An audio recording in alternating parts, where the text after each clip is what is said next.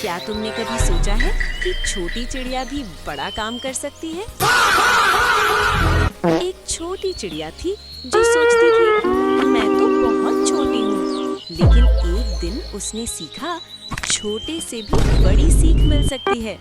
चलो सुनते हैं उसकी मजेदार कहानी। जंगल में छोटी चिड़िया रहती थी, नाम चिन्नी। मैं छोटी हूँ, क्या कर सकती हूँ? दोस्त गिन्नी गिलहरी कहती। तू थोड़ा सा बहन का लोड़ा क्या? क्यों? क्या हुई? एक दिन तूफान आया, शेर गड्ढे में फंस गया। आए दैया! बिल्कुल रिस्क नहीं लेने का। चिन्नी डरते हुए, मैं मदद करूंगी। अरे बाबा! चिन्नी उड़ी, बीज इकट्ठे किए। शेर हंसा।